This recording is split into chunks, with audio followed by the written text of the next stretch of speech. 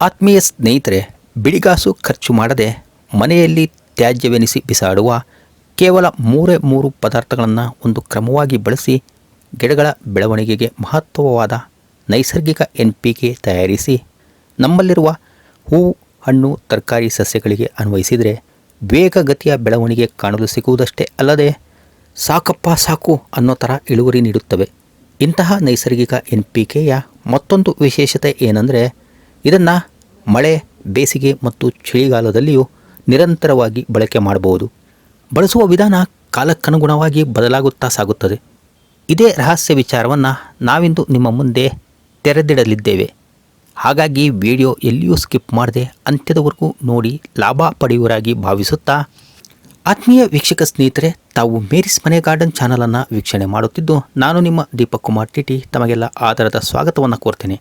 ಯಾರೆಲ್ಲ ಹೊಸ ವೀಕ್ಷಕ ಮಿತ್ರರು ಇನ್ನೂ ನಮ್ಮ ಚಾನಲನ್ನು ಸಬ್ಸ್ಕ್ರೈಬ್ ಮಾಡ್ಕೊಂಡಿಲ್ವೋ ಅವರು ತಕ್ಷಣ ಚಾನಲನ್ನು ಸಬ್ಸ್ಕ್ರೈಬ್ ಮಾಡಿಕೊಂಡು ವಿಡಿಯೋ ಉಪಯುಕ್ತವಾಗಿದೆ ಎಂದೆನಿಸಿದರೆ ಲೈಕ್ ಮಾಡಿ, ನಿಮ್ಮ ಸ್ನೇಹಿತ ಮಿತ್ರರಿಗೂ ಶೇರ್ ಮಾಡುವಿರಾಗಿ ಆಶಿಸುತ್ತಾ ಬನ್ನಿ ಇಂದಿನ ವಿಡಿಯೋ ಪಯಣ ಆರಂಭಿಸೋಣ.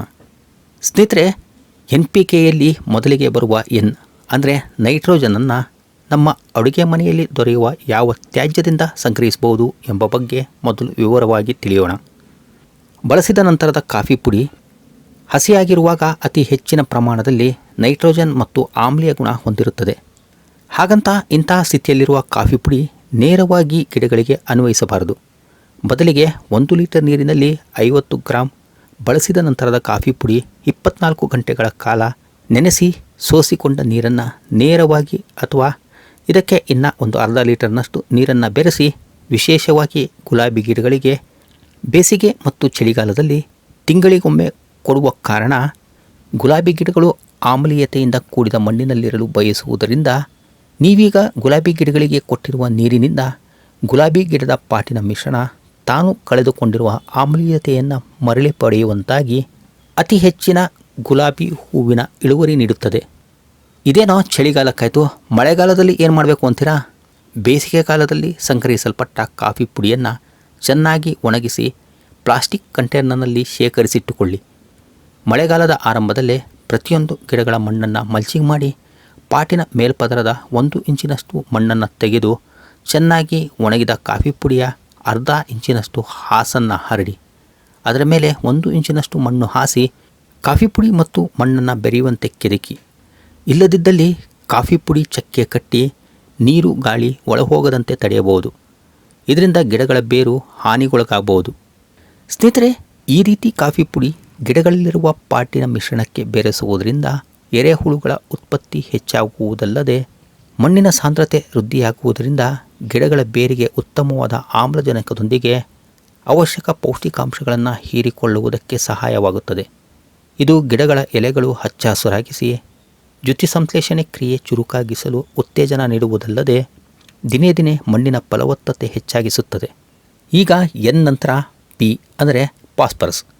ಅಡುಗೆ ಮನೆಯ ತ್ಯಾಜ್ಯಕ್ಕಿಂತ ಇದನ್ನು ಡೈನಿಂಗ್ ಹಾಲ್ ತ್ಯಾಜ್ಯವೆನ್ನಬಹುದು. ತಿಂದ ನಂತರ ಉಳಿಯುವ ಬಾಳೆಹಣ್ಣಿನ ಸಿಪ್ಪೆಯಲ್ಲಿ ಪೊಟ್ಯಾಷಿಯಂ ಜೊತೆ ಫಾಸ್ಫರಸ್ ಕೂಡ ಇರುವುದರಿಂದ ಇಂತಹ ಬಾಳೆಹಣ್ಣಿನ ಸಿಪ್ಪೆಗಳನ್ನು ಬೇಸಿಗೆ ಕಾಲದಲ್ಲಿ ಚೆನ್ನಾಗಿ ಒಣಗಿಸಿ ಸಣ್ಣ ಚೂರುಗಳಾಗಿ ಕತ್ತರಿಸಿದ ನಂತರ ಪುಡಿ ಮಾಡಿ ಪ್ಲಾಸ್ಟಿಕ್ ಕಂಟೈನರ್ನಲ್ಲಿ ಶೇಖರಿಸಿಟ್ಟುಕೊಳ್ಳುವುದರಿಂದ ಮಳೆಗಾಲದ ಆರಂಭದಲ್ಲಿ ಈಗಾಗಲೇ ತಿಳಿಸಿದಂತೆ ಗಿಡಗಳ ಬುಡದಲ್ಲಿರುವಂಥ ಮಣ್ಣಿಗೆ ಕಾಫಿ ಪುಡಿಯೊಂದಿಗೆ ಬೆರೆಸಿ ಅನ್ವಯಿಸಿದ್ದೇ ಆದಲ್ಲಿ ಮುಂದಿನ 3 ತಿಂಗಳವರೆಗೆ ಯಾವ ಗೊಬ್ಬರಗಳ ಅವಶ್ಯಕತೆಯೂ ಇರುವುದಿಲ್ಲ. ಫಾಸ್ಫರಸ್ನ ಕಾರಣದಿಂದ ಬೇರುಗಳು ಶಕ್ತಿಯುತವಾಗಿ ಬೆಳೆದು ಗಿಡವು ಪಾಟಿನಲ್ಲಿ ಅಥವಾ ನೆಲದಲ್ಲಿ ಸ್ಥಿರವಾಗಿ ನಿಲ್ಲಲು ಸಹಾಯ ಮಾಡುತ್ತದೆ.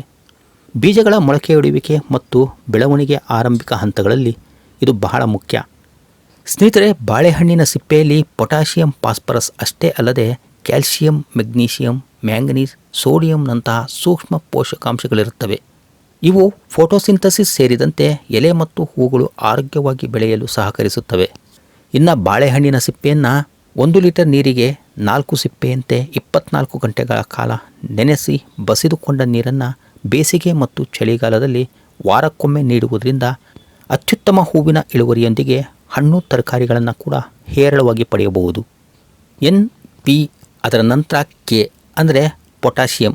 ಇದರ ಲಭ್ಯತೆ ನೀಡುವ ಕಿಚನ್ ತ್ಯಾಜ್ಯವೆಂದರೆ ಒಲೆ ಉರಿಸಿದ ಕಟ್ಟಿಗೆಯಲ್ಲಿ ಉಳಿಯುವ ಶೇಷ ಅಂದರೆ ಬೂದಿ. ಸ್ನೇಹಿತರೆ, ಬೂದಿಯನ್ನು ಕೇವಲ ಒಲೆ ಉರಿಸಿಯೇ ಪಡೆಯಬೇಕಿಲ್ಲ. ಬದಲಾಗಿ ಒಣ ಎಲೆ ಅಥವಾ ಸಸ್ಯದ ಒಣಭಾಗಗಳನ್ನು ಸುಟ್ಟಾಗ ಸಿಗುವ ಬೂದಿ ಕೂಡ ಗಿಡಗಳಿಗೆ ಬಹಳ ಉಪಯುಕ್ತ. ಹಾಗಂತ ಕಲ್ಲಿದ್ದಲು ಅಥವಾ ರಾಸಾಯನಿಕ ಲೇಪಿತವಾದ ಕಟ್ಟಿಗೆಯಿಂದ ದೊರೆಯುವ ಬೂದಿ ಬಳಸಬಾರದು. ಸ್ನೇಹಿತರೆ, ಬೂದಿಯು ಪೋಷಕಾಂಶಗಳ ಆಗರ. ಬೂದಿಯಲ್ಲಿ ಪೊಟ್ಯಾಷಿಯಂ ಮತ್ತು ಕ್ಯಾಲ್ಸಿಯಂ ಅಧಿಕ ಪ್ರಮಾಣದಲ್ಲಿರುತ್ತದೆ. ಜೊತೆಗೆ ರಂಜಕ, ಮೆಗ್ನೀಸಿಯಂ ಮತ್ತು ಇತರ ಸೂಕ್ಷ್ಮ ಪೋಷಕಾಂಶಗಳು ಕೂಡ ಲಭ್ಯವಿರುತ್ತವೆ. ಇಂತಹ ಪೊಟ್ಯಾಷಿಯಂ ಗಿಡಗಳ ಕಾಂಡವನ್ನು ಬಲಪಡಿಸುತ್ತದೆ, ರೋಗ ನಿರೋಧಕ ಶಕ್ತಿಯನ್ನು ಹೆಚ್ಚಿಸುತ್ತದೆ ಹಾಗೂ ಹೂವು ಹಣ್ಣುಗಳ ಬೆಳವಣಿಗೆಗೂ ಅತ್ಯಗತ್ಯ. ಇದರಲ್ಲಿ ಕ್ಯಾಲ್ಸಿಯಂ ಸಸ್ಯಕೋಶಗಳ ರಚನೆಗೆ ಮತ್ತು ಬೇರುಗಳ ಬೆಳವಣಿಗೆಗೆ ಸಹಾಯ ಮಾಡುತ್ತದೆ. ಸ್ನೇಹಿತರೆ, ಬೂದಿಯು ಕ್ಷಾರೀಯ ಗುಣವನ್ನು ಹೊಂದಿರೋದ್ರಿಂದ ನಿಮ್ಮ ಗಾರ್ಡನಿನ ಮಿಶ್ರಣ ಅಥವಾ ಮಣ್ಣು ಅಸಿಡಿಕ್ ಆಗಿದ್ದರೆ ಅಂದರೆ ಆಮ್ಲೀಯವಾಗಿದ್ದರೆ ಅದಕ್ಕೆ ಬೂದಿ ಬೆರೆಸೋದ್ರಿಂದ ಆಲ್ಕಲಿನ್ ಅಂದರೆ ಕ್ಷಾರೀಯವಾಗಿ ಮತ್ತು ಮಣ್ಣಿನ pH ಮಟ್ಟವನ್ನು ಸಮತೋಲನಕ್ಕೆ ತರಬಹುದು. ಈ ಮಿಶ್ರಣ ದಾಸವಾಳ ಸಸಿಗಳಿಗೆ ಅತ್ಯುತ್ತಮ. ಇಂತಹ ಉತ್ತಮ pH ಹೊಂದಿದ ಮಿಶ್ರಣದಲ್ಲಿ ಪಾಲಕ್, ಬೀನ್ಸ್, ಟೊಮ್ಯಾಟೊನಂತಹ ಅನೇಕ ತರಕಾರಿಗಳು ಆನಂದವಾಗಿ ಬೆಳವಣಿಗೆ ಕಾಣುತ್ತವೆ. ಬಸವನ ಹುಳು ಅಂದರೆ ಸ್ಲಗ್ಸ್ ಆ್ಯಂಡ್ ಸ್ನೈಲ್ಸ್ ಮತ್ತು ಕೆಲ ಮೃದುದೇಹದ ಕೀಟಗಳು ಬೂದಿ ಮೇಲೆ ಹರಿದಾಡಲು ಬಯಸದೇ ಇರುವುದರಿಂದ ಇಂತಹ ಉಪದ್ರವ ಕೀಟಗಳೊಂದಿಗೆ ಕೆಲ ರೀತಿಯ ಮಾರಕ ಶಿಲೀಂಧ್ರ ರೋಗಗಳು ಅಂದರೆ ಫಂಗಸ್ಗಳನ್ನು ಕೂಡ ಬೂದಿಯ ಮಿತಿಯಾದ ಬಳಕೆಯಿಂದ ತಡೆಗಟ್ಟಬಹುದು. ಸ್ನೇಹಿತರೆ, ಬೂದಿಯನ್ನು ಗಿಡಗಳಿಗೆ ಅದರ ಬುಡದಿಂದ 2 ಇಂಚಿನ ಅಂತರದಲ್ಲಿ ತೆಳುವಾದ ಪದರವಾಗಿ ನೇರ ಹರಡಬಹುದು. ನಂತರ ಮಣ್ಣನ್ನು ಕೆದಕಿ ಬೂದಿಯೊಂದಿಗೆ ಮಣ್ಣಿನ ಮಿಶ್ರಣ ಮಾಡಬಹುದು. ಪ್ರತಿ ಗಿಡಗಳಿಗೆ 1 ಸ್ಪೂನ್ನಷ್ಟು ಬಳಸಿದರೆ ಸಾಕು. ಸ್ನೇಹಿತರೆ, ಈಗಾಗಲೇ ತಿಳಿಸಿದಂತೆ ಚೆನ್ನಾಗಿ ಒಣಗಿರುವ ಕಾಫಿ ಪುಡಿಯಿಂದ N ಅಂದರೆ ನೈಟ್ರೋಜನ್, ಬಾಳೆಹಣ್ಣಿನ ಸಿಪ್ಪೆಯಿಂದ P ಅಂದರೆ ಫಾಸ್ಫರಸ್ ಮತ್ತು ಬೂದಿಯಿಂದ K ಅಂದರೆ ಪೊಟ್ಯಾಷಿಯಮನ್ನು ಒಟ್ಟಿಗೆ ಬೆರೆಸಿ ಪ್ಲಾಸ್ಟಿಕ್ ಕಂಟೈನರ್ನಲ್ಲಿ ಶೇಖರಿಸಿಟ್ಟುಕೊಂಡ ಮಿಶ್ರಣವನ್ನು ಮಳೆಗಾಲದಲ್ಲಿ ಎಲ್ಲ ರೀತಿಯ ಗಿಡಗಳಿಗೂ 1 ಚಮಚದಂತೆ ಪ್ರತಿ 15 ದಿನಗಳಿಗೊಮ್ಮೆ ಈಗಾಗಲೇ ತಿಳಿಸಿದ ರೀತಿ ಮಲ್ಚಿಂಗ್ ಮಾಡಿ ಪಾಟಿನ ಮಿಶ್ರಣಕ್ಕೆ ಬೆರೆಸೋದ್ರಿಂದ ಗಿಡಗಳ ಬೆಳವಣಿಗೆಯೊಂದಿಗೆ ಅತ್ಯಧಿಕ ಹೂವು, ಹಣ್ಣು, ತರಕಾರಿಗಳ ಇಳುವರಿ ಪಡೆಯಬಹುದು.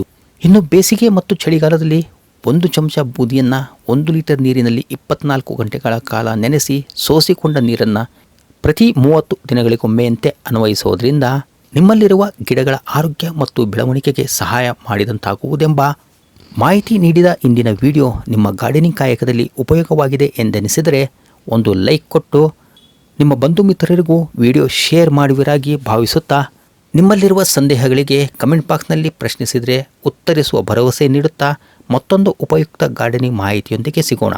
ಅಲ್ಲಿಯವರೆಗೂ ಸರ್ವೇ ಜನಾಃ ಸುಖಿನೋ ಭವಂತು. Happy gardening. ಧನ್ಯವಾದಗಳು. ನಮಸ್ಕಾರ.